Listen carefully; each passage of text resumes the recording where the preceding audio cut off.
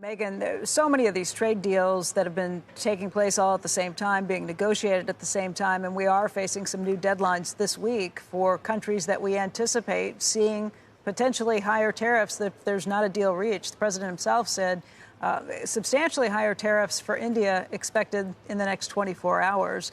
How do you kind of sort through everything we've heard and figure out where things stand right now?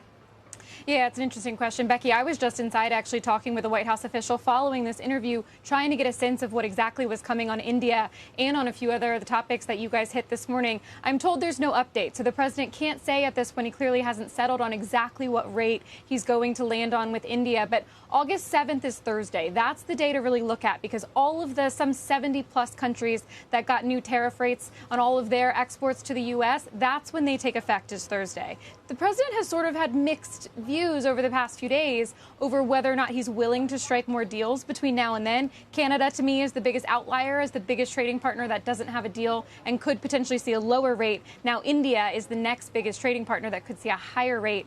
I'm curious. He had at one point talked about secondary tariffs targeting Russia, and India would be impacted here, of as high as 100%. So are we set to see 125% tariffs on India? That's something that I'm watching for in the next few days.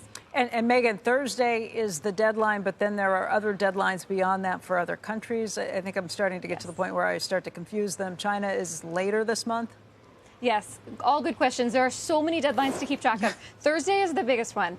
So that's the next on our calendar. Friday is when tariffs on Brazil, I believe, are set to take effect, as well as the secondary tariffs that he had talked about. Those are both for Friday. China has that August 12th deadline. And this is another thing I was just raising with the White House official. You know, there were the Stockholm talks last week, which both sides said went fairly well. The president, again this morning to you guys, said things are going well with China. But we don't know why he hasn't yet extended that August 12th deadline. And we also don't know exactly what level tariffs would ratchet back up to against China if he decides not to extend it between now and then. The White House couldn't give me any further details as to what was going to happen on August 12th, next Tuesday, or as to why we haven't heard anything yet. But that's the biggest question, I would say, after Thursday, is then with China being such a massive trading partner for the U.S., what happens next? We still don't know.